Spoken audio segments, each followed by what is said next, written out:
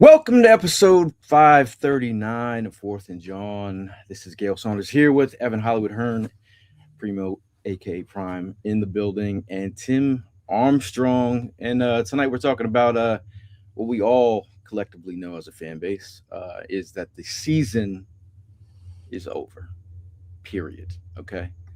Period. I mean, for some, it's a tough moment to take in if you're a diehard fan who follows this team and you bleed green and you give it your best effort as a diehard fan to support your team through the wins, the losses, all the hard times, the trials and tribulations. And being a diehard podcast like we are, we're fully immersed in the experience. So like the day after a loss and being sent packing to Cancun, you got to sit here and think about what transpired over the last couple months. So some people might think, oh, it's a failure. Yeah, I mean, but the experiences that we've created for ourselves and for people, those are wins in our book, I think. But I know it's tough. It's tough as Eagle fans to think about watching the rest of the football season without us in it. But with that being said, I'm just thinking about this team and what happened yesterday, what transpired. It's a tough scene. It's a tough scene. And thinking about this quote here, we are what we repeatedly do. Excellence then is not an act, but a habit. That's a quote by Will Durant. I mean, the habits to be an excellent football team is something that this team, mostly the offense, really never showed. I think that game was a microcosm of all the things that we spoke of on this podcast about what we've seen from this offense. The missed blocks, Saquon getting hit in the backfield. We all remember this behind the sticks, which was an echo chamber amongst all our players and coaches. We're talking about missed blocks by tight ends collectively as a group. We saw drops in this game. We saw our head coach going back and forth with one of our star wide receivers. It all came to a head, and I think seeing it unfold like it did, very painful.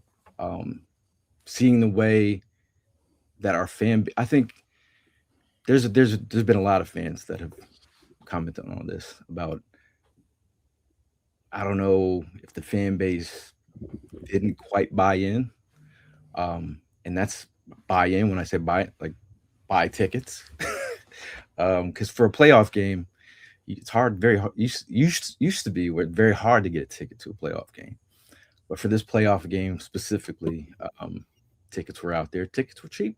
Tickets were reasonable. We'll figure out where our fan base is at, but I just think it was just tough to see, man. I don't know what to say more than the season's been a hell of a ride, and I appreciate everyone who's supported what we've done with the brand, and all you guys in the comments and all you diehard fans. It's a tough one to take in. But Ev, where are you at, my guy? I mean, it was a rough one. It was a rough one. It wasn't a pretty game at all. But if your word of the day is microcosm, mine is predictable. The outcome of that game was as predictable as Kevin Patullo's play calling all year long. This is exactly what I've talked about all year. I'm not saying that anybody is wrong for having hope in this Eagles team as we go into the playoffs. But I mean, this is exactly what I said leading into the playoffs. I said how this team had no juice, how in years past when we won the Super Bowl, there's this undeniable feeling inside that your team is going to go do something. I had zero of those feelings, and it all hinged on Kevin Patullo calling our plays. I mean, that was horrendous. That game was horrendous. Don't get me wrong. There was players that executed poorly. A.J. Brown dropped passes. But the play design was awful. It was awful. He went under center 7 times in the second half. He ran the ball all 7 times. Most of the time up the middle, just plays that go nowhere. Um, the same shit we've seen all year long.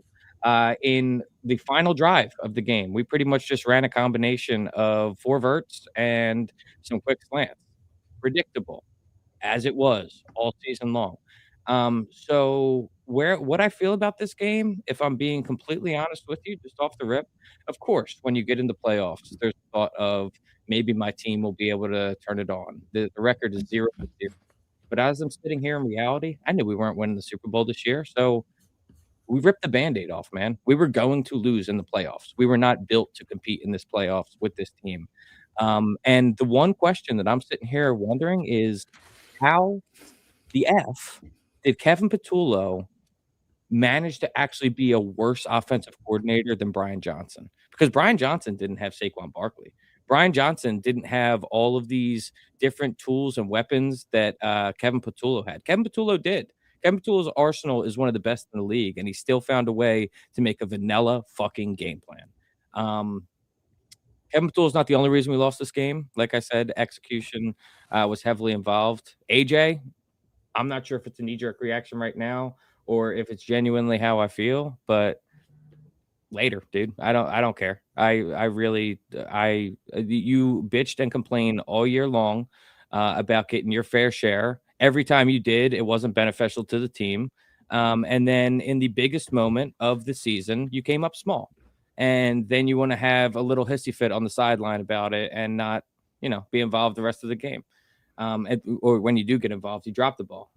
So I don't want to hear about out of the rhythm. And you're a $25 million a year man. You're a top flight wide receiver. You got to catch the ball. They hit you in the hands. So disappointed in AJ Brown. Don't really care about his future as an Eagle. Don't care about Kevin Patullo's future as an Eagle. The way I view it, optimistically, go grab Mike McDaniels as an offensive coordinator, trade AJ Brown, get maximum value, go draft a top flight wide receiver, offensive tackle. Let's run it back. See what happens. What say y'all? I mean, it definitely does sting. It sucks, but I got to be honest with you, man. The walk from the seats back to the car was probably the most heartbreaking part. But then, like, once I sat in the truck and I took a deep breath and I'm like, look, it's over. You got to face reality. But I'm actually okay, because I think what helped me get through that a whole lot more was we all talked about this like week in and week out. This thing was it was like a devastation that just kept on building up throughout the weeks. You know what I mean? Like, we saw it falling apart in front of our eyes, as we were going away to the games, as we were watching the games at home, as we were watching, the weekly news, the breaking news, the rumors. It was just too much going on. And I gotta agree with you, Evan. You sit there and you're always going to go ahead and back your team all the way, 110%. But when the lights turn off and we hit the off button on these laptops or the computers, and then you got to go back to reality. Shit, I know I just said what I said about my birth, but damn, in reality, I don't fucking think we're going to do anything. You know what I mean? And I sit there and I'm like, and that's how I felt yesterday. I'm gonna be honest with you, and that I'm gonna be honest with you three right now, where that kicked in. The minute I saw that altercation between Nick and AJ on the sideline, I said to my wife, this game is over. This game is over just because of that right there. Mm-hmm. Right there, that tells you the type of year we fucking have. And you got to close the doors on this shit right now, because it's just going to get worse. All right. She was upset. Yo, I got to tell you, this season, she's been getting more upset than me. I told her last night, I was like, I find her very sexy and attractive. I really do. But damn, babe, you really, you got more mad than I did this year. And it's crazy. I mean, she was nonstop all the way home. And I was like, yo, I feel your pain. It's a mess, man. I mean, I think we were all just waiting for that text or that news to come through. And I'm surprised that it still hasn't even come through. But like, yeah, KP definitely has to go.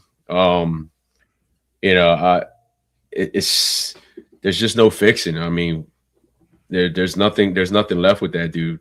It was like what you said earlier, definitely predictable. It was just frustrating to see. You knew the play before the play even happened, and then like you knew like it was going to get stopped. These guys were just so lined up on that line. What made you think, you know what I mean, like anything was going to go ahead and possibly like transpire with the way those guys were lined up and getting ready to go ahead and stop this run? Um, I don't know, man. I just couldn't take it anymore. So, you know, at the end of the day, it's just like, all right, I'm actually at peace. There's no more frustration. Yeah, it sucks. We're gonna go see the rest of these games without us being in it, but Draft pick is marginally higher. marginally. But yeah, I mean, it's just like you're just there, like, you know what I mean? It's over. We don't have to see this shit no more because it just wasn't getting any better, man. And then, you know, I'm pretty sure we're going to talk about AJ a whole lot more going into the show, but I don't know. There's just a lot of mixed emotions, man. You know what I mean? Like you root for the guy one week and then you're like really upset with the guy the next week. So I mean, it's up and down with this guy. I know the numbers came out today about what if we do trade him, how much of a cap hit it's going to take and all that stuff. All those things do play in the, you know, a big part of the decision making. But, you know, at the end of the day, that's what those guys get paid the big bucks to do, to make those decisions. You know, and how we trust. We know he's going to go ahead and figure something out if they decide to go that route. But, you know, I'm with you, Gail. I mean, Evan, like, you know, whatever decision is made, you know, I'm going to go ahead and back it. If they decide to go ahead and hold on to him, you know what I mean? Let's see. If they decide to go ahead and let him go, it is what it is, man. It's part of the business. You know what I mean? All I've just asked is, you know, regroup, fix it, and, you know what I mean, let's get back to, you know, where we, you know, the fan base wants you guys to be at. And we know you're way better than that. It's just sad that it just ended that way. I mean, you guys gave your words. Mine is it's disappointment. I mean, it's always go Birds. It's going to be forever go Birds. But at the same time, this whole season, every time we've gotten on this pod, whether I'm on here, somebody else is on here, or whatever, it's always been, when's it going to kick into gear? When's it going to happen? Is this the week we figure it out? Did the offense hit the strides we needed to last week? The defense progressed. It did that thing. But I think everybody in the back of their minds was saying, when is this offense going to do their thing? When are we going to be able to see all these tools and key pieces and all these specialty positions firing at all cylinders? And it never came. And it never ended up happening. We saw glimpses of what this roster could do, but we never saw it hit its full stride. And you can put that on Sirianni, you can put that on Patullo, you can put that on Stoutland. I've heard Stoutland being called out. Like, I've heard every single aspect of this team being called out because we as a fan base saw what we had the potential to be, and it never came to the forefront. It never developed into what we knew could be one of the best offenses we've had based off of last season rolling into this year. Play calling, whatever the case may be. But it's just something that we look at as a fan base, and we look at it more with a fine-tooth comb because we call out the penalties. We call out the holds. We call out the plays that put you behind the sticks. That stuff's not okay with the Eagles fan base. And to see that continuously, it's the definition of insanity. It's doing the same thing over and over again and expecting different results. And I know I could probably speak for you guys is I'm not going to have that stress level right now. Like, there's always that stress level of what's going to happen. How are we going to perform? Are we going to go under center? Are we going to run Tank and Saquon with a dual set? Are we going to do these things? All the stuff we as a fan base hoped would happen, it didn't happen. It didn't happen. We ran the same vanilla, predictable offense the whole season with high-value tools, and we didn't succeed. The season is over. We get to watch another team win the Super Bowl. Unfortunately, the Super Bowl isn't going to go through Philly this year, but we still have some key pieces, and it's going to be interesting to see how the draft goes, how the offseason goes, and just to see where the next steps for the Philadelphia Eagles organization is from my perspective.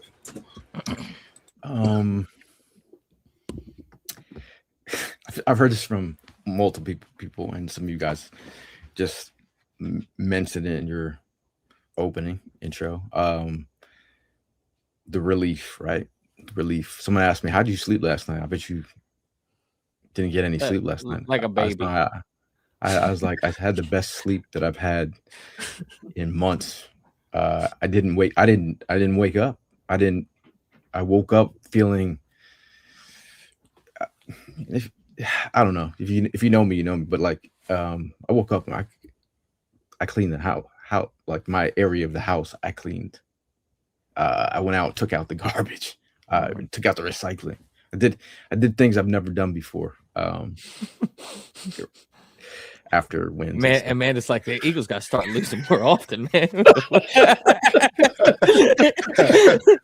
But Amanda say keep it too low. She's like, you need to lose more often. But I say that to say that you know, losing sleep over a team that consistently couldn't get right. It's like that's the part where you're just like, they're not gonna get right. And now that I don't have to think about that, it's that's the positive. You know what's a crazy thing that like didn't like it clicked for me today, but it didn't click for me the whole time leading up during the tailgate, as we're about to watch the game, anything like that, is that like the reality of yesterday was we were either going to be talking about a success and going on the divisional round, or we're talking about like the next conversation is the draft. Like I was like, we were 60 minutes away from talking about the draft. And that's exactly where we are right now. Like Tim said, you know, there's going to be another team that ends up winning it all. But as was predicted, I mean, like if we're looking at this whole season, looking at the entire NFL without our Kelly Green tinted glasses on, we weren't the only team that has been underperformers this year. The perennial playoff contenders and the Chiefs. Like, I'm sure there was fans in that fan base that wanted to hold on to hope. Like, oh, we're a dynasty. We're going to be able to. Guess what? You got checked. We got checked. There was the Ravens got checked. You look at it across the league. We just weren't in the top tier competitors this year. So I'm interested to see. Whenever the Eagles get bounced, I always root for a team that hasn't won a Super Bowl before, or maybe hasn't won a Super Bowl in a long time. So we'll see how it ends up playing out. But, Evan, new member of the Bills Mafia for this. I might rock with the Bills. Yeah. Speaking about a fan base that's great at doing what they do and tailgating. I mean, shout out to you guys. I just want to shout out you guys first and foremost for putting on a tailgate for a number of crazy fans, a lot of fans we've just meet. You guys, I had a conversation with Tim this morning just about like I was like, damn, these guys are.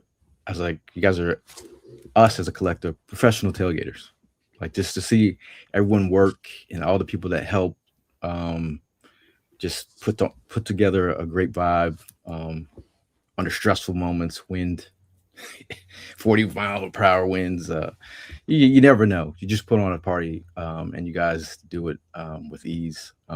Shout out to everyone who came to the tailgate. Shout out to they're all professional drinkers. What was that? 20, 30 packs?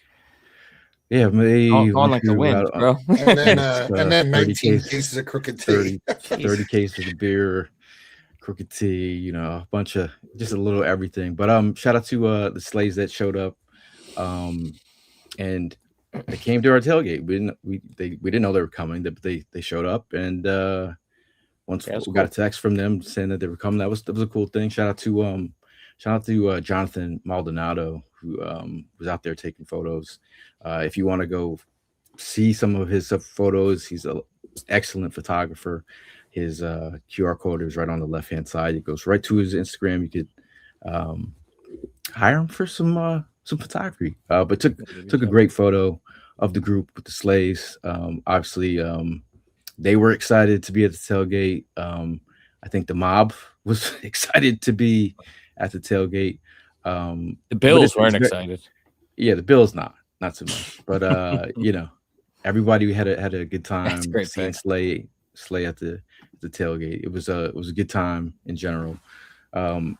it was a mob packed house on the day. I think everybody was really just having a good time out there, seeing them interact with the group. And I think at the end of the day, when you're talking about from a vibe standpoint for the tailgate, that was a pretty cool moment. We partied with the Slay family for last couple of years, but obviously there's no Slay sightings because he's usually playing that game.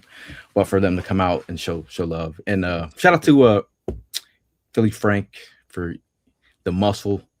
I think Prime threw a couple people out of the club because we had a conversation. Hey, you guys ready to go? Because this is getting a little bit of a mob scene. So we'll take a photo and let you guys get out here before you get mobbed. But what were your guys' feelings from the tailgate? For something, I mean, at the end of the day, man, all the tailgates that we put together, you know what I mean, shout out to the four of us and to the extended family, you know what I mean, Philly Frank, Rich, Eric Cross, Chris Lee, you know, and sorry if I'm missing some names, you know what I mean, but trust me, when you guys are there, when we see your faces, we definitely appreciate all the efforts and helping out, you know, but if there's one thing to definitely remember about this season was just that the fun we had, like you said, yeah, like you said in the beginning, man, it was just like the efforts and the time that we put into these tailgates, man. I mean, we've had about one or two moments that we were just winging it. You know what I mean? We got cut and we got caught in the situations, but you know what I mean, the four of us, five of us, you know what I mean, whatever, we all came together and we put a game plan together and we still had a good turnout. You know, it's like I tell the fans all the time, man, like you get that question every week, week in and week out. How much is it to come to the tailgate? How much do I need to pay for a beer? You know what I mean? How much you charging for this? And it's just like, I don't know how to express it anymore. Like it's free 99. Like it's free. Everything is yours. This is us giving back to y'all. Seeing the smiles, seeing the comments, seeing people approaching you, thanking you so much. I mean, just like, I mean, from the distance, we got people from overseas, we got people from Canada, we got people from the other side of the country, you know, that are just faithfully showing up. It still amazes me how people just literally come from the distance that they come and they say, "Oh, I'm just here to be at the tailgate. I don't have I don't have tickets to the game." I'm like, "What?" Like, how do you do that?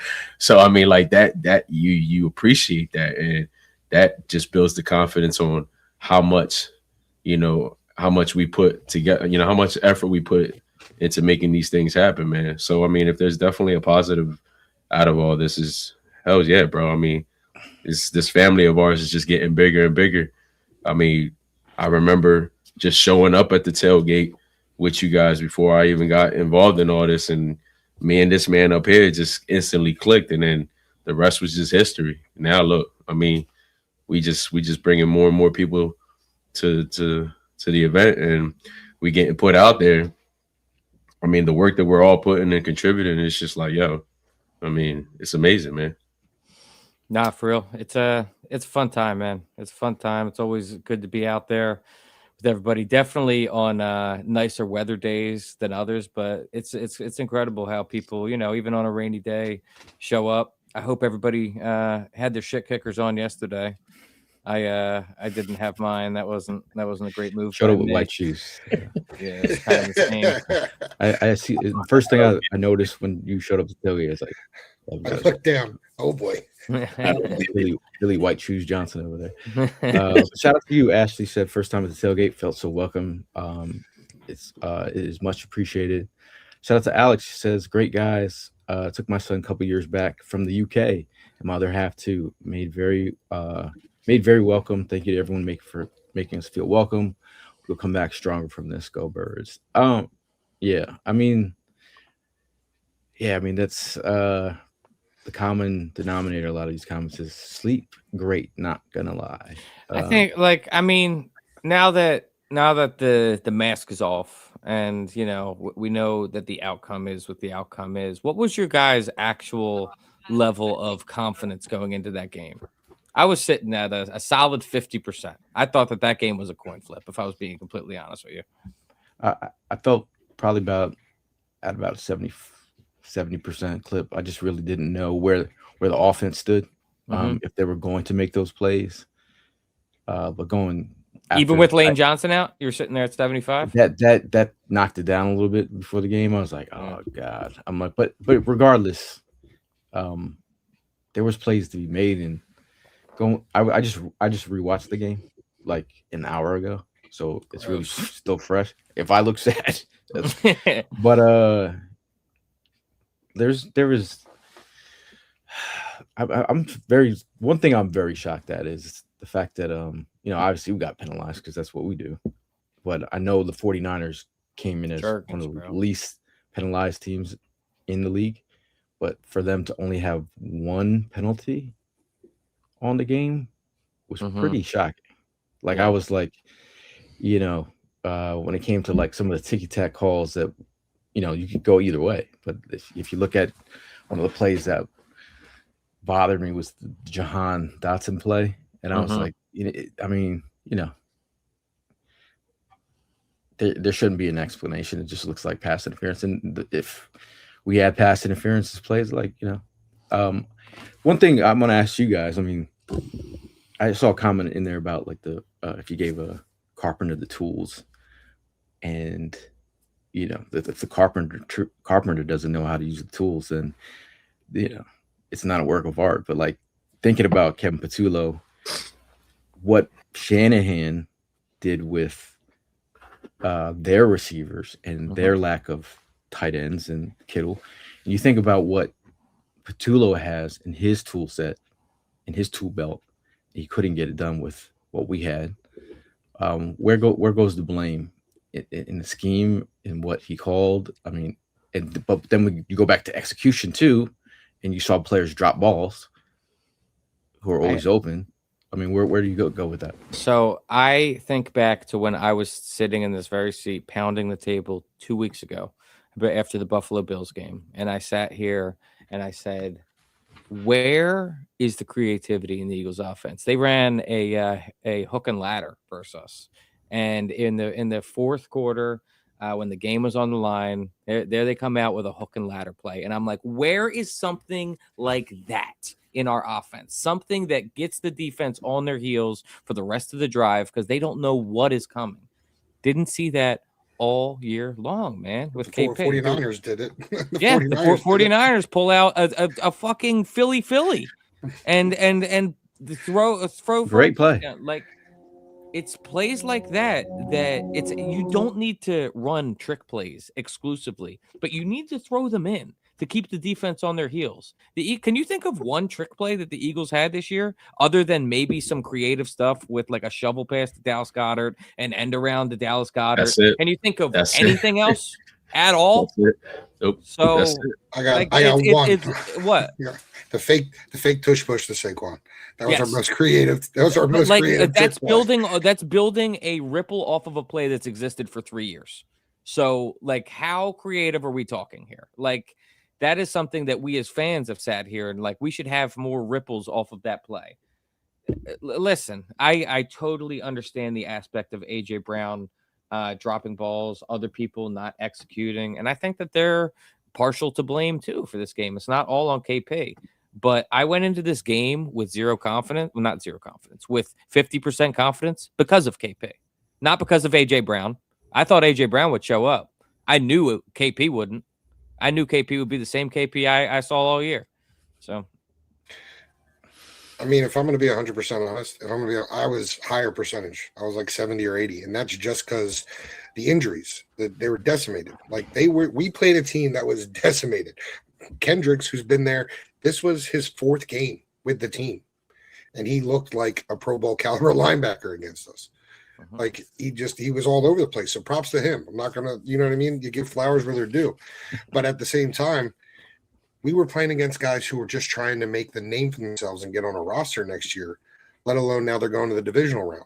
So I had a much higher percentage in mine, but at the end of the day, when we do silly things and shoot ourselves in the foot, what are you going to do?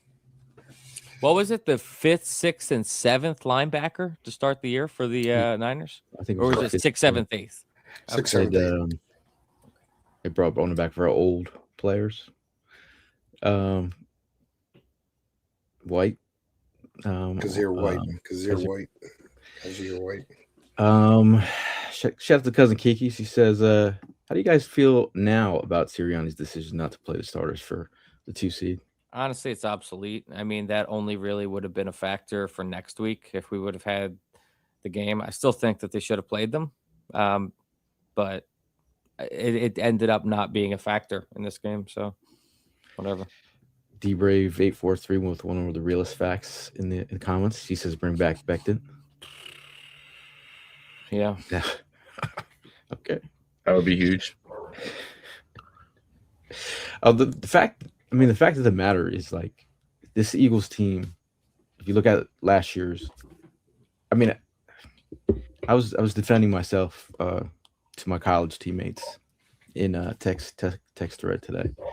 Not that I was animated, but I was just like, people that hit me up after we lose when we won the Super Bowl, I never even heard from anyone. But and you're trying to explain what happened to the Eagles and the stuff that we all talk about collectively. And I mean, the offensive line, right? It's not an elephant in the room. It's point blank on the chalkboard. We talked about it earlier in the season. Hungry dogs got fatter, not faster, or the hungry dogs were faster but are now injured. You can make your own phrase, whatever you want. Look how it didn't look like this for the last couple of years, like where guys like Saquon getting hit in the backfield. And you heard Brady in the commentary in the middle of the game. He said Saquon was not getting hit like this last season in the backfield. And I think you don't want to point fingers. That's what Saquon said in his presser after in his interview. But I mean, it's tough to see. Do I want to put people on blast? I mean, who would you think the biggest downfall to the offensive unit besides the play calling? Because execution is execution, right? What would be the biggest detriment? Oh, you're saying on the line or the offense as a whole? I'm saying line. We can go elsewhere after, but line. You're on mute, Ron. Go ahead. My bad. I got 3 people I can tell you right now: Juergens, Steen, and I'm sorry, but look. I'm not gonna hold back, man. I'm pissed off about the whole Lane Johnson bullshit. I think he's checked out. I told you guys this all the time, every week. He's checked out. For him not being in that game yesterday, it definitely was crucial. But I think he's checked out. So if I sit here and I tell you, I wouldn't be surprised if he's not an Eagle or he's not even in the NFL next year. Don't be surprised. He's checked out. I mean, look, mentals is very important. There's a lot that we don't know that might be going on behind closed doors, and he's had his moments, but I really think he's checked out, man. I just don't think he has it in anymore, and I respect that. I really do. But you know what I mean? It's just a little upsetting, you know what I mean? Because we could have made a move or we could have done something, but I don't know. You know what I mean? It's frustrating, and I'm sorry, but I've never been a fan of Steen from the first day of this season going into the podcast. You know what I mean? I told y'all I'm not a Steen fan. I know y'all were giving me shit about that, but Steen sucks. Steen sucks. Yeah, I mean, some of his blocking rating was better than Juergens and bro. Now I kind of, if I'm looking at that line, it's the entire interior of it. Dickerson had a down year. I think he was fighting injuries. Juergens had a horrendous year. I think that made the Pro Bowl, by the way. I don't get why. We all don't get why. We all don't get why. No. He had a horrendous season, man. I think that. Listen, I think that all of the. I don't want a knee-jerk reaction with the offensive line, with the exception of Steen. I've seen all I need to see out of Steen. I've seen Juergens be a key contributor on a Super Bowl team. I've seen Landon Dickerson be a key contributor on a Super Bowl team. Lane Johnson, I agree with you, Prime. I think it's getting long in the tooth.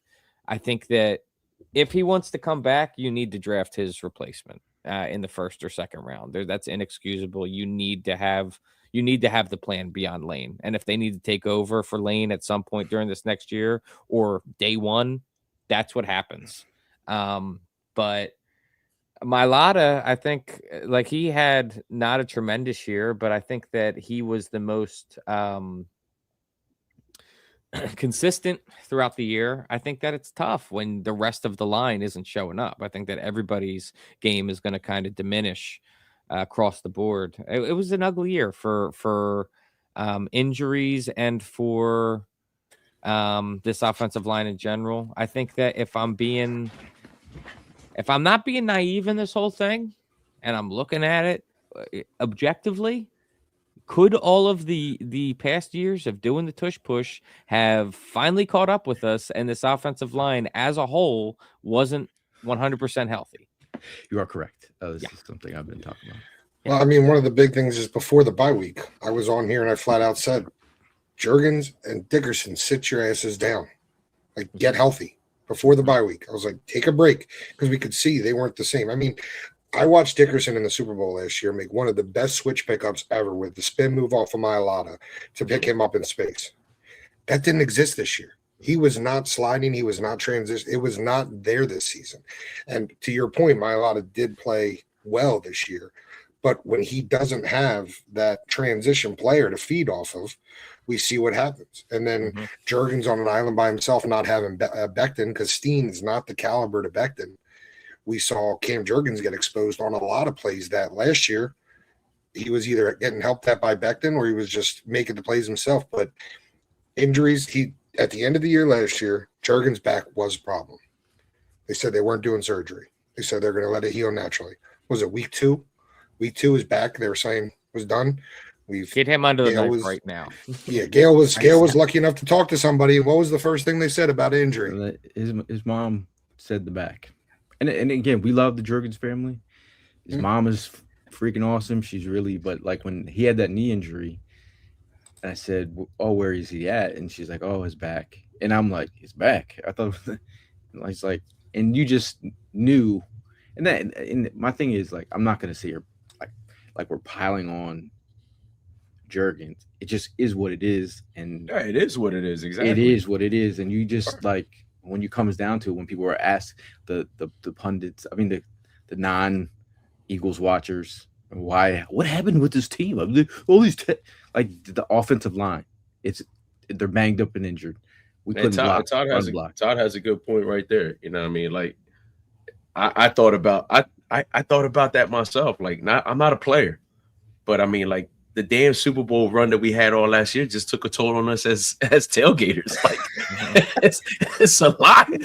So I can just imagine what those guys are going through. They probably are tired. You know what I mean? They're the ones playing the game. I get it. And you know what I mean? I want to be clear. Like, I got love for my offensive line. But, you know what I mean? You call a spade a spade. Like, yo, if you're tired, you beat, you know what I mean? You're just not there. We can see it, you know what I mean? It is what it is. It's like you said, Gil, it is what it is, man. We're just calling it out. Like, we definitely were not 100%. You know what I mean? So it's just a lot. It's just a lot playing in the back of my head, like why I'm at peace with the fact that the season is over. I'm disappointed, and but I'm not like, I don't know, man. It's just not one of those like, oh, I'm really fucking pissed off. No, I'm not feeling like that. I'm not there either, man. Because like it's all about expectations. Like the Eagles, I went into this playoffs with not high expectations for the Eagles. I did not go into this playoffs with the expectation that we were going to be playing in February, let alone winning the Super Bowl. I was being real about it. I was being a realist. I saw what I saw at this point. As I am fortunate to be a Eagles fan that has witnessed 2 Super Bowl wins. So I know what a Super Bowl winner looks like. That wasn't it. That was not it. That's one common thought I've had in myself. I'm like, all these years, we've seen good teams. We've seen a struggle to win Super Bowls. And the times that we did win the Super Bowls, the fight, the connection part, the locker room chemistry, the connection part. Again, this season, as much as they scream connection, that's one of the principles, connecting with your players. I didn't see connection. I saw a division, especially from 2 of our top players, that it seeped into the the media, and then they got a hold of it when us as a podcast were hearing that a while before that. But did we come out on this podcast and say a lot of the stuff? No, because what are we going to add stuff to the fire? Like, but if some regular reporter got a hold of what some of the stuff we get, you'd have like books for days. But we're not shopping to just get clicks, right? But it's a thing where you just, it's like they couldn't connect like the Super Bowl team. We talk about what's his name? My brain just went dead. Oh, you talking about a player or coach? Chris Long. They talk about the time he would talk about 17 players that would go over a player's house and like just kick it together, and that how connected that team was. They weren't elite that year, but they connected. So now we, as Eagle fans, we've seen teams that won Super Bowls, and we've seen teams that have struggled. The connection thing is real. I don't think this team was connected. Let me ask you guys a question. As now the book is closed on the 2025 season, which one was more disappointing, 2023 or this one? I mean, that's a good one, man. But this is what I'm saying. Like, that's a perfect example. Thank you for bringing that up. 2023, I was more pissed off. 2025, I'm not so much. You know what I mean? Like, so that was the year I was really pissed off because the expectations that year was crazy.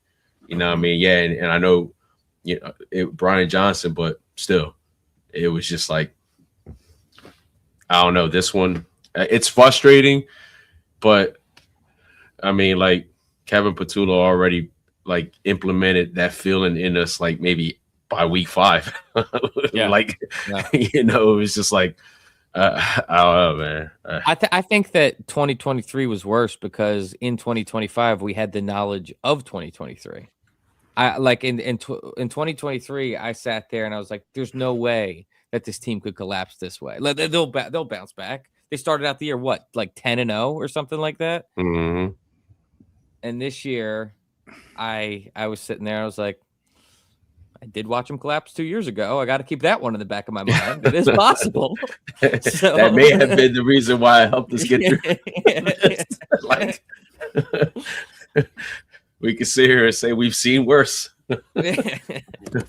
But are we all in agreement that, like, and I feel bad because Jalen has had a different coordinator for the past 10 years.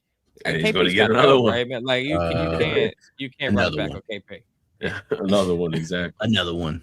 I mean, I'm just thinking about those that the team that the first time we won a Super Bowl, they were the underdog. I had to work that way and somehow. Shout out to my creativity on that one. That's the only thing I got, But shout out to Underdog, man. Underdog's great. Football playoffs are here. They were here for us Eagle fans. You could still be a winner as an Eagles fan. Yeah. Underdog is the best place to get in on all the gridiron action. Playing on Underdog is easy. Just pick if your favorite players will go higher or lower on stats like touchdowns, rushing yards, receptions, and more. Wish we could have went higher or lower on some touchdowns yesterday. Get them right, and you could win up to 5,000 times your cash. So what are you waiting for? Download the app today and use your promo code Jawn. Score $75 in bonus entries when you play your first $5. That's promo code Jawn. Underdog, make picks, win money. I would give you our personal endorsement for players this week, Eagle players to go higher or lower on some stats, but we're out of the playoffs. Season's over. You bet on the Sixers, though. Hey, there are other teams to make some entries on, but must be 18 plus, 19 plus in Alabama, New England, 19 plus in Colorado for some games, 21 plus Arizona, Massachusetts, and Virginia, and present in the state where Underdog Fantasy operates. Terms apply. See assets.underdogfantasy.com for details. Offer not valid in Maryland, Michigan, New Jersey, New York, Ohio, and PA. Concerned with your play, call 1-800-GAMBLER or visit www.ncpgambling.org. New York, call the 24/7 Hope line at 1-877-8-HOPE-NY or text HOPE-NY 467-369. Screw you, AI. We'll do the reads. Okay. But shout out to Underdog. Okay. Obviously, we do some offensive MVPs and defensive MVPs and some underdogs, but we're not giving those out today because we did not win the game. Also, big shout out to the 49er fans that are in the comments. Congrats to your team. Congrats, you man. were the better team. I think your coach, we were out-coached. I think Shanahan, his record versus Fangio isn't the best, but you know what? He showed up, put on his big boy pants, made some big-time calls. I looked at Christian McCaffrey's unbelievable too, man. Yeah. I looked at the play that Kyle Juszczyk where he faked. He had Kyle Juszczyk go in motion, and he sat there and blocked for like a split second. Yeah. Like that, we talked about the details last couple podcasts, but that like he just stopped and acted like he blocked for a second. It made our linebackers go the other way, and then he floated out into the space. You talked about their version of our Philly, but the Frisco play, if you want to call it that. Those small wrinkles showed up in and out. Like even we know they played the it was an in-breaking route. Like we're soft in the middle of the field. Like we've been getting shredded like taco meat the whole season. I got a theory. I think this entire season was lost when Ben Van Sumeren went on the injured reserve. I said that too. I think that, but in all seriousness, it does give the vibe. I just remember like them in training camp talking about, oh my God, we're gonna have a whole part of the playbook that's gonna involve the fullback, yada yada yada. Was that the entire playbook? I think because as soon as he went down, I think KP was like, "That's all we had. We don't have a fullback. We're done. Yeah. We don't have a fullback. It's over." I would have loved to have seen him. I hope he can recover, and we'll see what happens next year, man. I mean, that's all we can do. I'm getting to the bottom. Hold on a second. I'm getting all the bottom of the comments here with 49er fans. I didn't see any of these. Matt Moses. Matt Moses has been going. He's been going ham. You know what I mean? He did recover himself by saying we are the coolest fans he's ever seen. You know what I mean? Appreciate that. Yeah. I mean, I'm gonna go ahead and piggy back off of what Gail said. You know what I mean? You gotta give respect where respect is due. I mean, I have two 49er fans at my jobs that I instantly called as soon as the game was over, and I gave them their respect. They were the better team yesterday. You know what I mean? But you know, at the end of the day, I can't stand y'all just a little bit as much as I can't stand the Cowboys. I'm gonna keep it 100. You know what I mean? I'm not gonna go ahead and hold that back. That's always gonna be my feeling towards the 49ers, 40-winers. You know what I mean? But hey, yesterday it was definitely your day. Enjoy. I mean, you get to get one more paycheck. I get it. You know what I mean? That's what we did. The guys ended up getting one more paycheck yesterday. And you know, that's where it's going to go ahead and draw the line for you guys just as well. All right, so enjoy it. You were the better team. It is what it is, man. I mean, the way I look at it, I would have been sitting here talking shit on the 49ers had we won the game. So talk your shit. That's part of watching sports, man. Whatever. The stage is yours right now. But I don't even think we've said anything on this podcast disrespectful. I mean, I think nah. I mean, and I'm still looking at some of his comments. Like he's saying he wouldn't come out here. Like, look, understand it. Please, by all means, come through, man. Make that trip. I always encourage all outside fans last night. Yeah, I mean, we had like three or four. Yeah, we had like 3 or 4 that were standing in the cut, and I told them like, "Yo, cut your shit out, get in here." You know what I mean? It ain't nothing but love. You know what I mean? I don't like your team, but you know, it doesn't mean like I don't like you. I don't. You know what I mean? Come in here. You good? He came and made a field goal. 49er fans made a field goal. That most recent comment, though, we respectful, though, y'all trying to damn near kill other fan bases. I need you to do some research on your own team. There's been multiple stabbings in your own parking lot. So check that one. Yeah, man. The amount of videos I've seen between you and Rams fans, man, it's ridiculous. I would. Don't throw stones in glass houses. Just be happy with your win. And that's the part where I think we all collectively are trying to recover. I mean, shout out to Recover for helping us recover. This guy with the segues today. From Dude, he had it the other day too. He was on. He's firing on all. See what a little sleep will do to you. And shout out to Rich. He's been blessing the tailgate the whole season. He dropped a new flavor on us. I'm like, what? I said, what flavor? And then I look at Prime, and he's like, bro. As he's running with a full case. Like, and he stole a case and brought it back to his car, but the tropical ice is my favorite flavor ever. I told Rich, bro, when I saw the coconut, it was I saw the coconut on the box. Yeah. He was everybody's like, excited. He threw the case over and Brad, whoop. And I tell you, after that thing up and I was going. After the loss, I sat in the car and I drank my Roca. That's not even promo. This is real talk. I said, that's my highlight right now. I'm drinking this cold Recover. It's tropical ice. It tastes like coconut in dreams. Okay. I'm saying. But it has Recover 180 has 0 sugar added, 20 calories, 2 carbs, USDA organic coconut water at Drink Recover if you want to hit them up. Hashtag hydrate better. Also want to give a big shout out to all the sponsors that have been helping us out over the years. Bud Light, shout out to Bud Light, man. They had a great ride with them. They came out, gave y'all some merch. We gave out some Bird Light chains. Shout out to Crafty Jawn, who we collab. We got him to collab. We got Bud Light and Crafty Jawn to join ways. So 2 sponsors joining together to create the cool chain, Bird Light. It would have been awesome. A thing to do. There's the Bird Light chain in the back.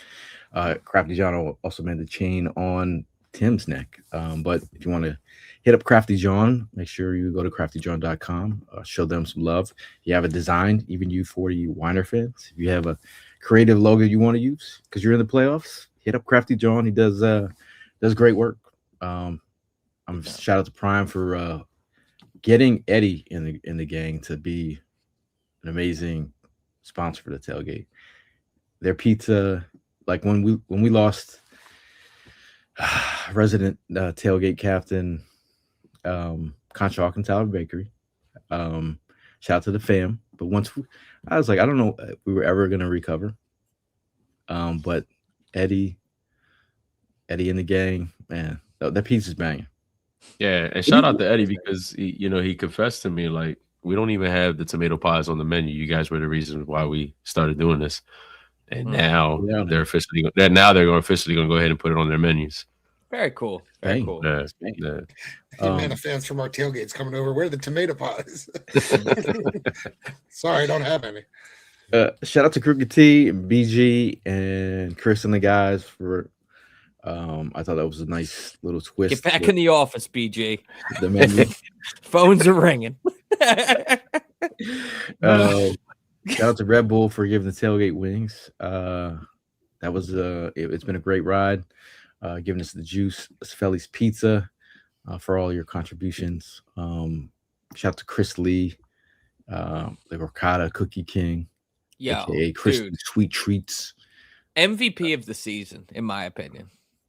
Those cookies, dude. I'm gonna dead ass get him like catering, like send me a whole batch of cookies for like a party or something. Like and he kicked it up a notch this week. He put out the chocolate. Yeah, I was like, yeah. But I told you, he said it's all about the presentation. Half of cooking is all about the presentation. He put those stoves to work. Shout out to Jesse Wands for his great artwork for our flyers. Appreciate you guys. I appreciate you for all your help. And it's funny, after the game, accountability is a thing, right? Chris Lee, he said, I'm not, this is, or everything's coming out. He's like, after the game, he's like, I'm not gonna lie, that was my best batch of cookies. I could have been better. But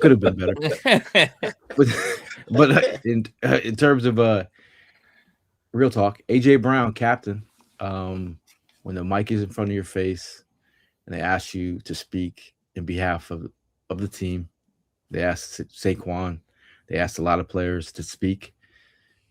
I think being accountable in a moment where we ask you what went wrong, and then you have no time for questions. I think as a captain of the team, you need to stand there and answer the Be a hard captain? questions. Answer the hard questions. Saquon was accountable. He put it on himself too. Put it on himself. What say you about AJ and the accountability? I mean, It- No, is C. Lee more accountable than AJ after a loss? See, Lee? Yeah. I'll tell you what. It's in hindsight very disrespectful. They took the C off of Devontae's chest. I think they took it off the wrong chest, bro. Yeah, it's the truth though, man. I mean, like that set me off the wrong way, and I got to go back to you know, what I mean, a comment Frank said way earlier up top in the beginning of the show. Like, we get rid of AJ, that's a hurting on our offense. Like, look, I'm not taking nothing away from the player. He's a player. He's a playmaker, and he's definitely somebody that we could count on to make plays. But being a fan as long as I've been, it's not about what they're capable of doing. It's everything behind it as well. Being a player, being a teammate, being that, you know what I mean, that big representative of this organization. And you were given the privilege to wear that C on your jersey. I mean, there's other guys that probably could have been wearing that thing, and they chose you to represent us, and you acting like that, bro. You just became like top tier diva, you know what I mean, with that shit. So hear me out. There's a lot of people in the comments that are talking about the dead cap for AJ, yada yada yada. Post June 1, if you trade him, you actually save about $7 million in cap. That means that you don't get the cash in on AJ, using him as an asset in the draft. But if you think about how AJ got here, I mean, he was traded during the draft season, but ultimately he was a veteran that you brought here. Listen, I don't have a name in mind yet. The season just ended yesterday. There has to be other wide receivers out there that wish they were in a different spot, man. Yeah, sometimes I think what we need is a little Chris Carter treatment. You just need a change of scenery, bro. Go wherever. I will be down for a veteran wide receiver swap post June 1. There you go. I was working on a AJ Brown meme, but I couldn't bring myself to. My creativity couldn't get there. I just like leave it alone.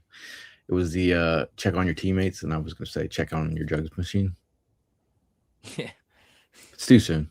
Yeah, I mean, to be fair too, I think that the influx.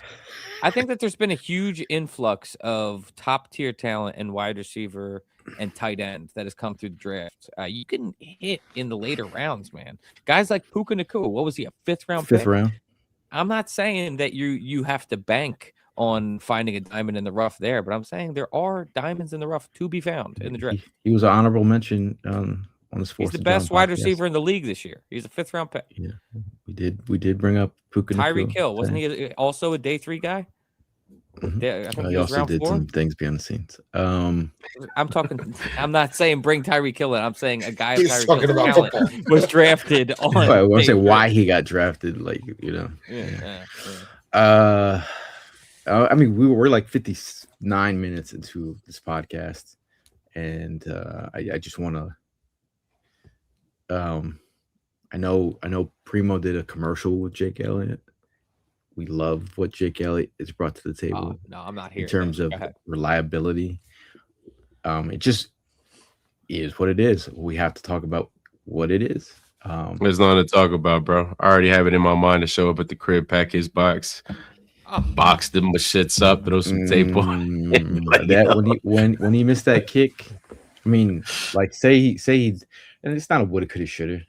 I mean, we're speaking in. If he did make that kick, it's fourth quarter. We're at where we're at. We're going for 3 points to tie it up. We're going to I mean, their kicker missed the kick, but you know, I know it happens. 40-mile-an-hour wind. So are you come on, Ev. I mean, the guys on the sideline practicing throughout the whole goddamn game. Listen, I think that we are forgetting what kicker instability is like. We had a nice long-term kicker in David Akers. We had a nice long-term kicker in Jake Elliott. There were some spotty years in between where there was a lot of frustration, man. Listen, Jake Elliott is, in my opinion, and many others, the greatest kicker in Eagles history. I don't think that I want a knee-jerk reaction because he missed an extra point in 40-mile-an-hour winds. That's just, I get that he's had a down year. I totally get that. I think the year before also wasn't a great year. But he is the greatest kicker in Eagles history, man. Like, I don't know. Like, I mean, it's just still upsetting to see. But look, yeah. you want to talk about the 40-mile-per-hour winds? We had some pretty decent kickers at the tailgate yesterday. Yeah, we did. 40-mile-per-hour winds, you know what I'm saying? Like, come on, bro. 10-footers. 10-footers or 10-footers. All you gotta do is just get it. And we're talking about a wider bar. Yeah. Like, I would have easily, you know what I mean, grabbed somebody from Kensington to come and kick that extra point yesterday. Like, hey, also big shout out to my son. I've been getting texts. Hey man, your son last night. I mean, bro, when they get, I mean, obviously our offense was struggling, right? Yeah. Kawhi God comes up with 2 picks in the fourth. Was it 2 in the fourth? It was 2 in the fourth. 1 in the third, 1 in the fourth. Yeah. Yeah. Second half. I'm sorry, second half. I mean, how many chances? Like, and plus, it's a weird stat. Is how many picks? But not just weird, but ugly interceptions too. Like, we gotta work on how he catches those balls. Like, it's pretty crazy. He's sitting there at what 4 career interceptions and none in the regular season, just all in the postseason. Yeah, pretty wild. It's a perfect picture of how weird this season is. But if you're looking for perfect pictures, see the QR code on the left. Just point your phone there. Go to Jonathan Maldonado's page, Harambe _ okay, at Churchill. Phenomenal photos. Okay. So just that I love the tech part of this. You know, if you just point your phone at it, just do it right now. If you want some dope photos, he's out of the Bethlehem, Lehigh Valley area, close to where Saquon's from. Okay, but shout out to Jonathan. I don't. If you guys have any more negative things that you want to talk about, I'm totally in for that. Shout out to Blue Mania. Something on your mind? I mean, I don't have negatives, but I want to give a shout out to us and really everybody on here at the tailgate, because honestly, there's a guy that we were very friendly with, 2 guys from the UK, and we were making sure they felt at home and they felt comfortable. And he said afterwards when he was leaving, I'm going to give you guys a shout out. I have watched his photos on Instagram. I mean, I've watched his videos. His name is Toby Reacts, and he's never watched football up until last year. So he's learning about the NFL. So I've seen his stuff on Instagram. That was him. And he was like, I'm going to give you guys a shout out. I'm like, oh, who are you? And he did that. But he said he felt comfortable, even though we had no idea who he was. And that's how we like to treat everybody. So I want to shout out to everybody at the tailgate, because everybody that came through was smiles and good times. I mean, yesterday's tailgate was one of the tops for me. I had a good time yesterday. We had a field goal kicking contest. Shout out to Bud Light for the signed Jalen Carter helmet, the full size. Signed Landon Dickerson helmet, full size. Signed Moro Ujomo, full size helmet. Shout out to Bud Light. I mean, they hooking y'all up. Came out, yeah. So we had a bunch of people that won, that got opportunity. But your boy came up to me and was like, I come all the way from UK. You're not gonna let me kick in this game? Really? I'm like, bro, you had to win the number. You're shitting me. He did rip us. He just posted something and shared it, and he goes, all these Americans, none of them can kick. I was dying. I was like, sorry, mate. I know it's Australia. Do you use mates in the UK? Yeah. I don't know about that. I think it's Australian. They're matesmen. All right, mate. Blue Meanies checks in. He says, AJ is a weird dude. Some moments I love him. Other moments I'm like, come on, man. You can't be all emo on IG saying you aren't being used and then drop major passes. Yeah. You're a captain of the team. You're a captain of the team. You need to shut up and talk, and just like Jalen Hurts does. Man, People look, get man, annoyed look. that he doesn't give more details. Just shut up, do your job, wear the C, represent the roster, and don't whine. Don't bitch. D-Brave 843 says George Pickens for AJ. He Cut already that out. used Shiesty. Cut that out. Already wears the Shiesty. But Meanie, listen, do me a favor, man. Just come out of retirement for about a day or two. Get AJ in the ring, slap him up a little bit. You know what I mean? Body slam him, whatever. Wake him up a little bit. And you need a tag team partner. I'll come off the top ropes or something. You know what I'm saying? Like, I mean, look, I love AJ, man. I'm with him, man. I love AJ. There's moments I love AJ, and there's moments I just want to kick AJ in the ass. Like, you know what I mean? Like, cut the shit out.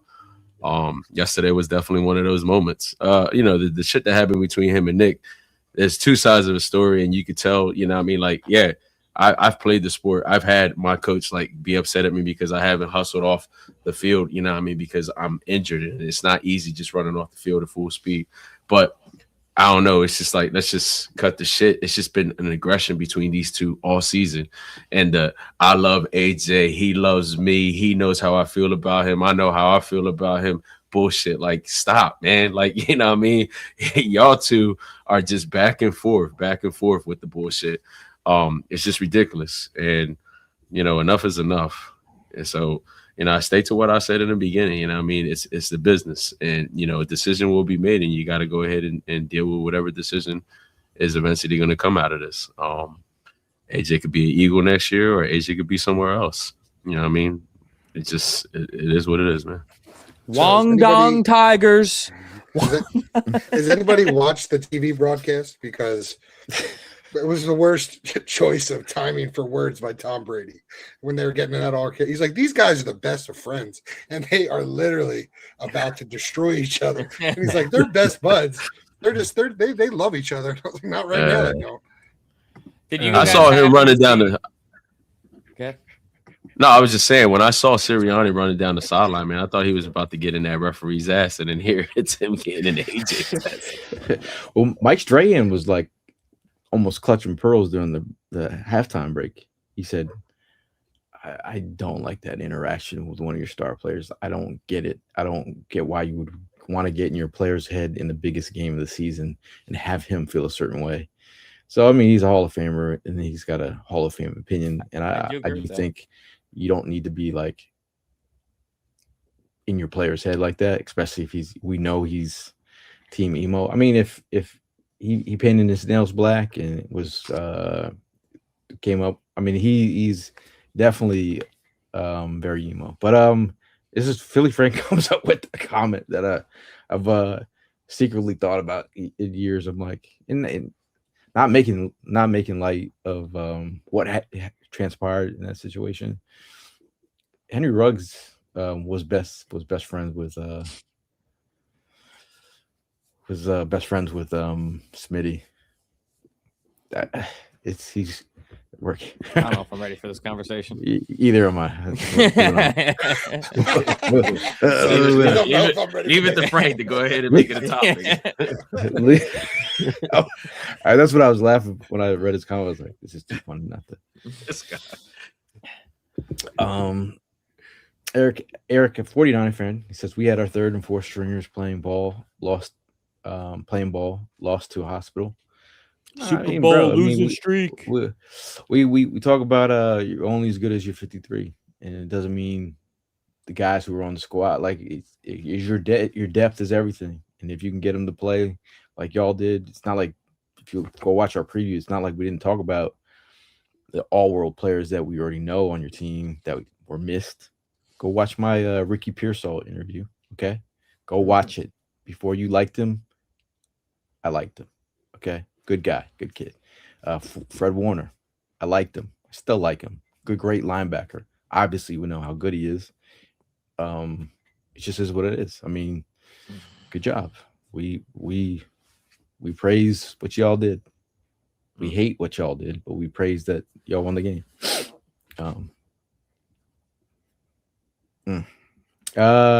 Kyle O'Brien with the realest comments.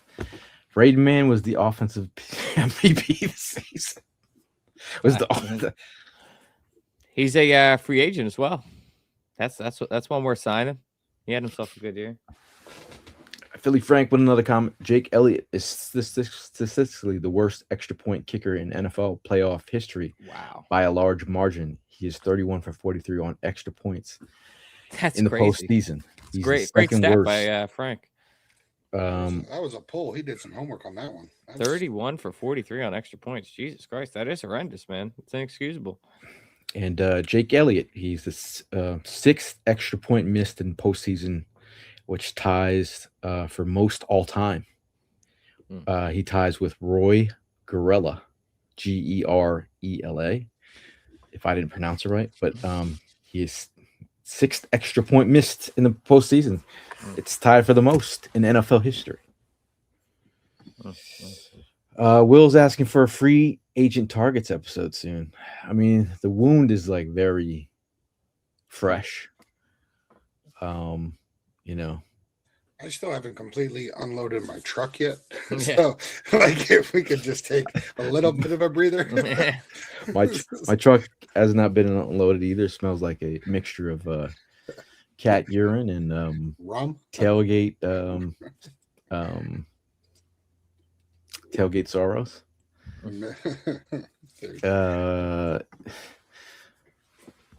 Matt Moses, also known as a 49er fan, says Roseman sold his soul for that championship last year. Well, my thing is, like, you know, like the thing about winning Super Bowls, it's tough to repeat. I'm not mad at the way we won. The way we won was dominant, and that's okay, man. It's definitely okay. Remember, us Eagle fans didn't have Super Bowls. Remember that version of yourself? Us collectively looking at yourself right now. Do you remember that version of yourself?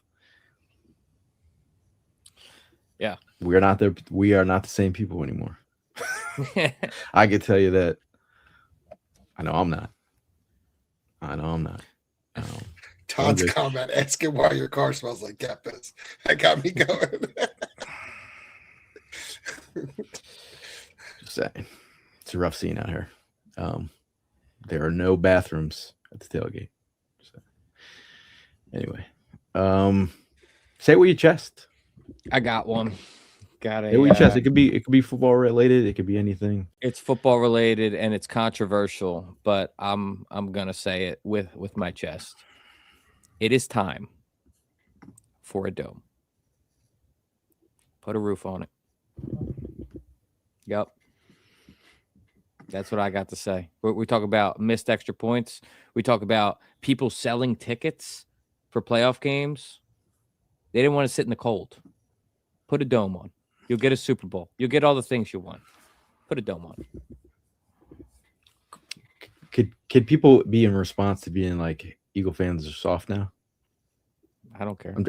I think it's the logical way to move. I think that eventually all of them are going to have domes. I think that we're waiting out time. That's it. Do you think this is also another question?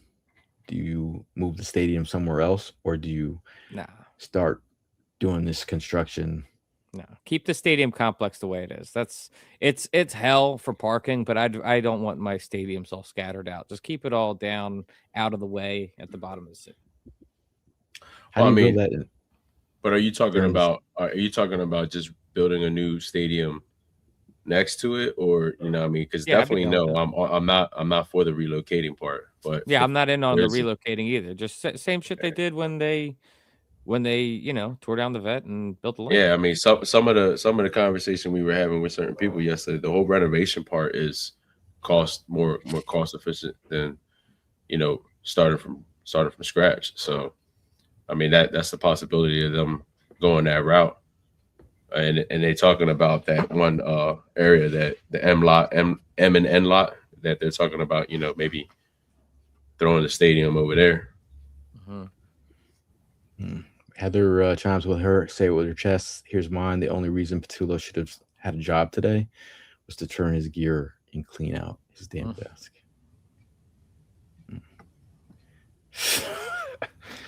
I just read Todd's comment. Who wants next?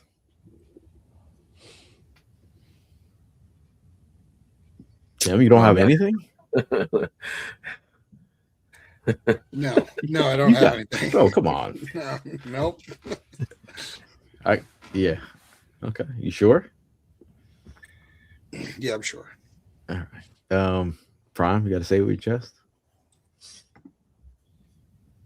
Nah, I really don't, man. Nah. No. Hurt. Nah. I'm say it with your chest.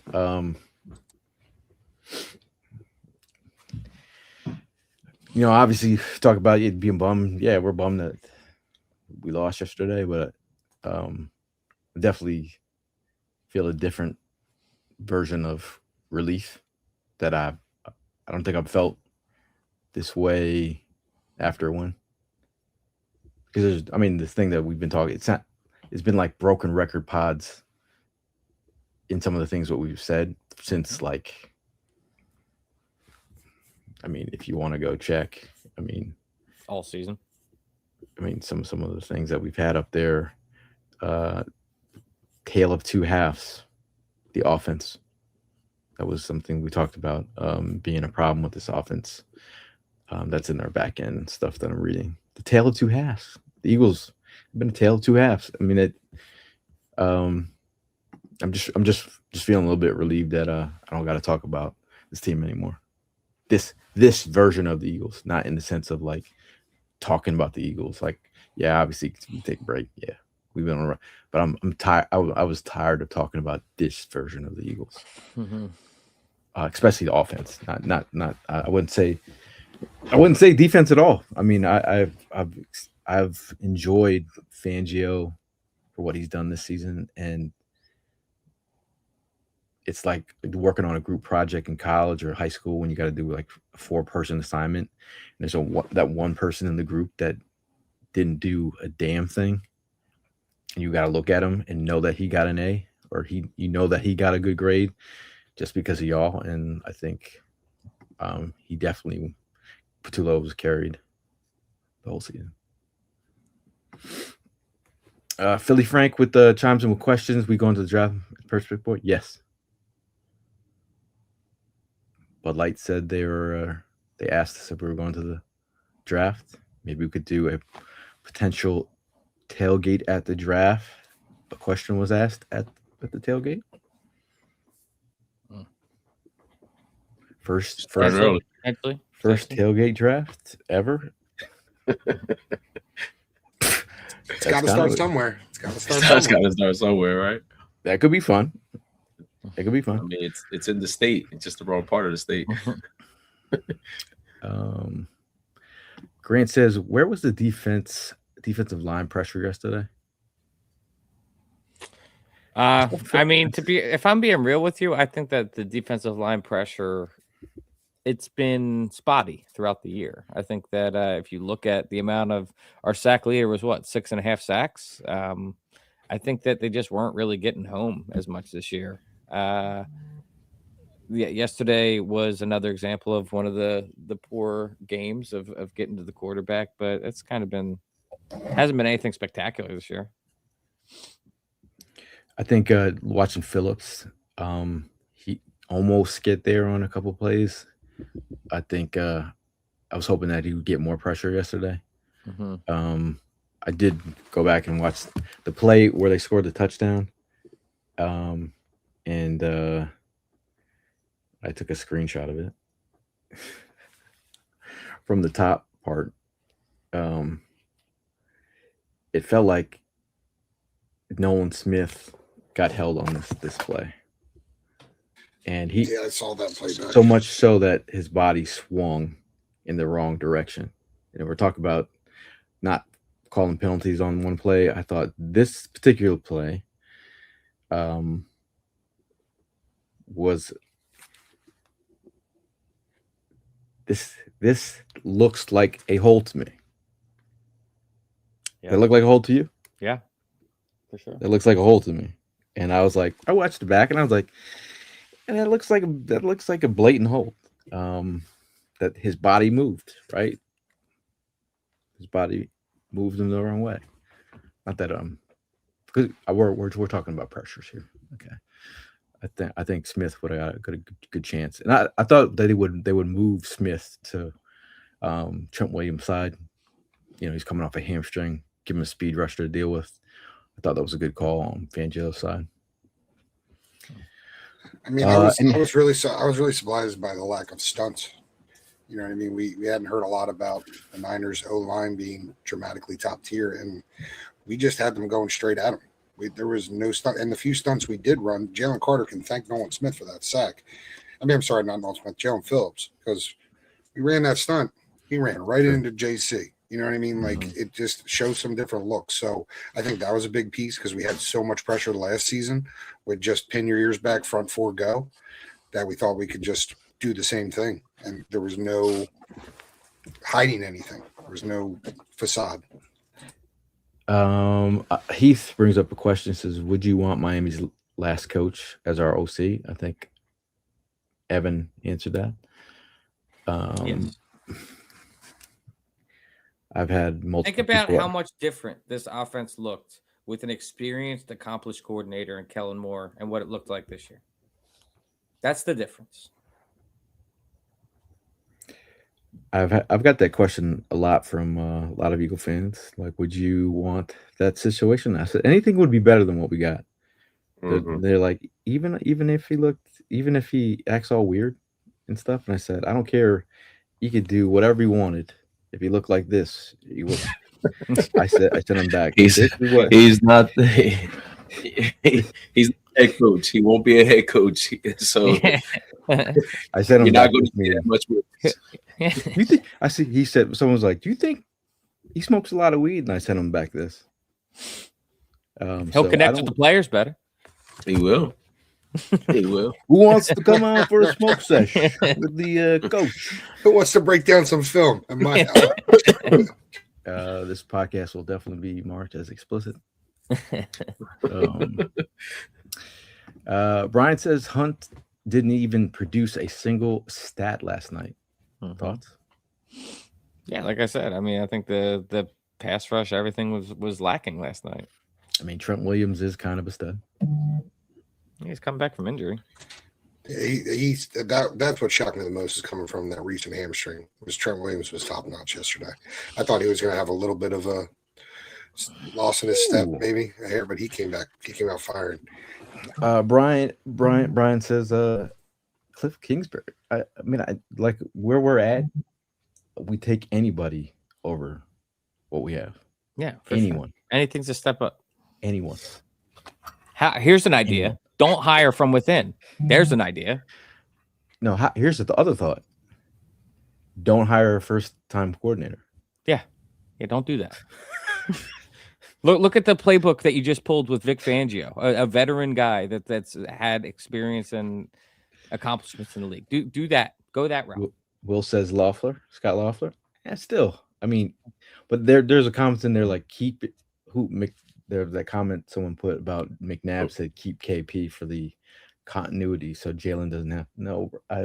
No. Jalen don't even want him.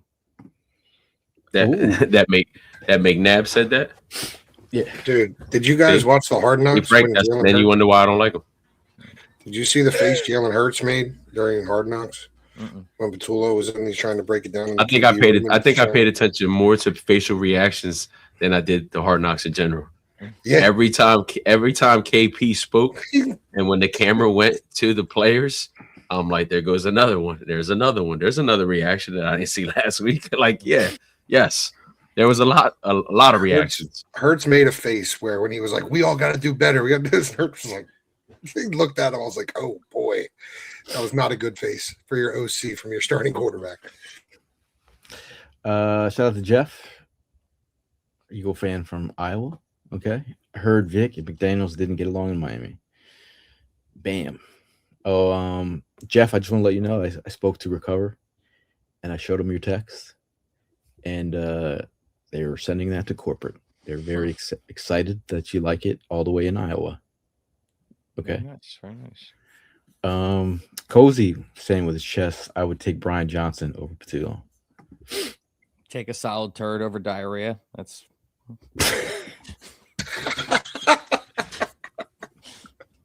Oh.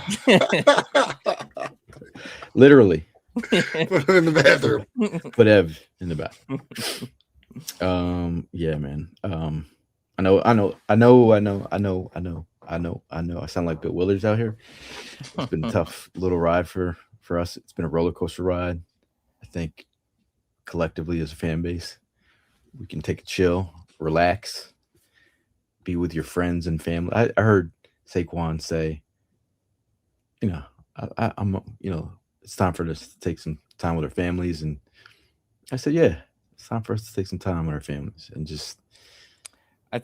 I from a personal note, it's kind of crazy for me how this was a full circle weekend because me and my significant other, we started actually the first time we ever met was at the Eagles 49ers tailgate 2 years ago. That was the infamous beginning of the collapse when Nick Bosa said that he figured out how to game plan against the Eagles and the playbook's out. That was the first time we ever met, was at that tailgate. And now to close it out versus the 49ers, full circle. Full circle, man. Kiki from the top rope. Oh my gosh, is it that bad? Heather says 29 days till pitchers and catchers report. Wow. Shout out to Philly Sports Trips. They're doing a little trip down to Clearwater. I think Prime's going to get. Didn't want to talk about the Phillies. No, he's going to get. No. I'm actually. I'm back to. You getting your Philly stuff on? No, I'm just back to getting to my baseball, and now I get to bring this baby out.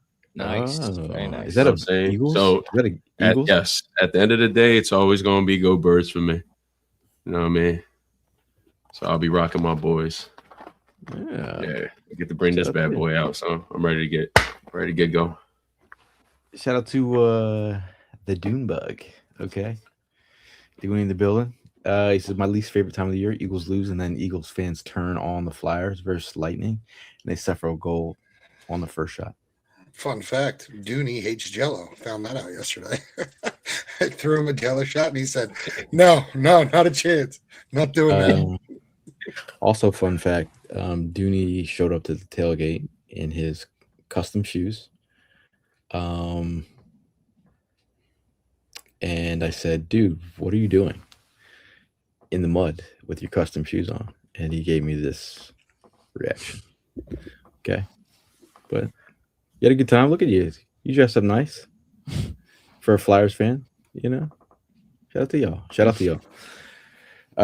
Bob from Down Under, our favorite mate from Australia. Oi, bunch of Suki ostriches. Do you want Sirianni back or not? Bob, we don't even want you back. Suki ostriches.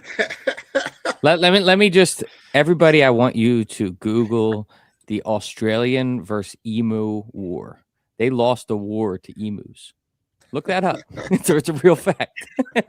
Bob, that's where you come from. You lost the war to birds. Is that a no, Evan? That's a Evan likes to dabble in the history, and that's a little fun fact for you. I think it was back in like the 50s or something. I mean, if you want to keep continuity, you roll with Sirianni and get a better offensive coordinator. Yeah. Okay. Because if you want to speak to the millennials, I think Sirianni knows how to connect in some aspect. Although I don't like him yelling in the hallways after games. Oh, so corny, dude. And then AJ looked at him like. AJ looked at Sirianni like this. Literally. Could you not? I don't know what. Again, we're not privy to the inside of locker rooms or anything, or what the relationship, the dynamic is, but I don't know. Prime, you're a yes. A yes for what? To our mate's question, or are you a super? Yeah. Because you're not going to. I mean, yeah, like goddamn guy won us a Super Bowl, man. He's like the winningest coach in NFL. Exactly. Like right now, he's just doing his thing, man. Like, come on, like let's cut all that noise out. That's not gonna happen. Keep Sirianni. Blue Meanie says the Eagles are in an every other season type team. They trade first round defeats for Super Bowls the following year. Yeah, it's true. Okay. But yeah, once again, shout out to you guys in the comments for sticking around after a tough day yesterday. We're gonna close it out with our last word of the season, of the regular season or the playoff season, or just this football 2025 season, 26. The last word of the season, Tim Armstrong. This season's been up and down. Got to experience some really cool stuff along the way. Hitting up some away games with you guys and family and friends. I had a lot of fun this season. Didn't go the way we wanted. We never thought. I mean, there's a lot of us that were questioning how this team would end up at the end of the year. We got our product. We're out in the first round. We're going to go heal our wounds and then get ready for the draft and some other things. But at the end of the day, shout out to everybody involved with 4th and Jawn, who's stepped up and made this family and group what it is. Because I have fun every home game and away games, and I'm able to celebrate and have fun with you guys. It's one of the highlights of the 52 weeks I have a year. So I appreciate you guys and everybody's involvement and family being involved and all that stuff. So didn't end the way we want, but always go Birds.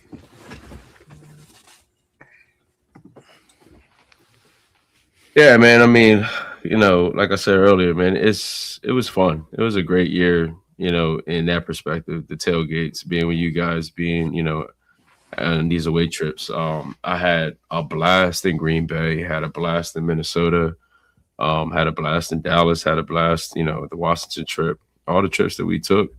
It was a blast, man. I mean, the amount of new people we met, the amount of people that remember us from other tailgates that they previously had been to, the love that they just keep on consistently showing us. It's great to hear. Just the things that have been going well for us. And like I said earlier, again, the way this family just gets bigger and bigger every year, every season.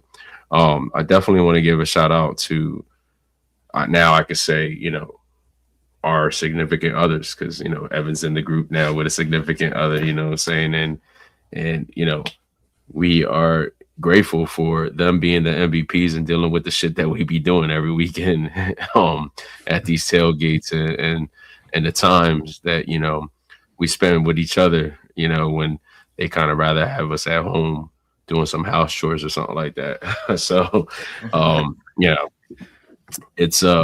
it's been a blessing, to have that support coming from them. I'm truly grateful for my wife, my kids, giving me the privilege to go ahead and enjoy these moments with you guys. And they're getting older. So like I was kind of hinting to my wife, on the way home yesterday, like, your days are getting, coming to an end, because little man's gonna be taking your place some of these games. she ain't take that too well, I don't think. But it's just moments, the moments that we get to go ahead and enjoy. I'm definitely grateful for. And hey man, it might be over right now, but it's just a little break. We'll be back to doing this all over again, and still supporting our team 110%, and hoping that they could just get back to where we want them to be at. So we'll be doing some more shows here and there, and the game, it doesn't stop here. We'll keep this thing consistent, and we appreciate every single one of y'all for making this happen. Like Tim said earlier, it's always go Birds no matter what. I love this team, and I will, faithfully stay true to this team regardless. So let's go Birds. Hey man, don't take it for granted. I mean, if you could be upset about the loss, you could feel disappointed in decisions that were made, execution that didn't happen. But at the end of the day, when you go into a season, you have let's see here. you have a 3.125% chance of being the best out of 32 teams. You have a little bit north of 3%. To do that consecutively 2 years in a row, that drops to 0.00097% to be able to be the first team out of 32 2 years in a row. It's a long shot, man. And there's very few teams in NFL history that have ever accomplished going back to back. But what you need to be grateful for is the fact that this Eagles team, whether you're disappointed in them right now or not, this is a team that has a chance to win every year. Jeffrey Lurie has been a great owner. Howie Roseman's been a great GM, and they put us in a position to where we as fans go into a season thinking that this could be our year any given year. It wasn't our year this year. More times than not, it's not going to be our year. But every year we get to go into it with the hope that it could be. So be grateful for it. We're not one of the perennial teams that is at the bottom of the barrel every year. We're a team with a shot. We're a team with good ownership and with good team building. We just need to get better in other places. So, look forward to draft conversation, free agents. Appreciate everybody that joined along the way. But we'll see y'all in the next one. First and foremost, thank you to all you people that follow. Appreciate what we do. All the comments on the road, all the people we met, all the new friends we made, all the people all over the globe that we've connected with. We appreciate you guys and helping you guys out. Again, shout out to the guys on the pod. Shout out to Tim Kincaid. Shout out to Evan, Tim Armstrong, and shout out to Lucky, aka Prime, aka Luciano, or just in general. It takes a good team to do what we do and have fun while we're doing it, because it's really about the group and the team and what we've all built together, and even the fans that show up to the tailgate, help out, are just genuine good people who give back. Shout out to sponsors for all they do and help us elevate what we do for you guys, and just that they get that and they want to help and they want to give back to you and just create a vibe. So we appreciate you guys. The Birds, they've held us down. I remember being in this place, winning the Super Bowl, getting me through the passing of my father. I'll never forget, trying to get through that moment, but just having a Super Bowl to get me through some hard times. I know the Eagles get a lot of people through some hard times and what they're going through, just to get a little slice of happiness on a weekend, just to watch the game, to get your mind off things. Sports are great for that. Again, shout out to all of our significant others. Shout out to Amanda for holding me down, because obviously it takes a real one to believe in your partner's dreams. I think when you don't feel like you're working, if you love what you do, you'll never work a day in your life. Couldn't be truer. This thing we love to do, it's all about we're living our best lives. And some people might say that, oh, this season was a whole waste. No, we are living our best lives, our best Eagles lives. If you got what we're trying to do and put on and get the vibes that we're all collectively trying to do, then again, you get it. You're diehard. We appreciate you guys. It's always go Birds. Yes, we'll be going to the Senior Bowl, so the draft content will live on. But for you psychos out there who just love this team, it's really about we've in the area, the sweet spot of one of the best Eagles era in a long time. So we've seen a lot of wins. We've seen losses in the past. It makes us who we are as Eagle fans. But it's go Birds to the end of the day, right? It's go Birds. See you in the next one. And as always, it's fly, Eagles, fly. Go Birds. Go Birds. Big time.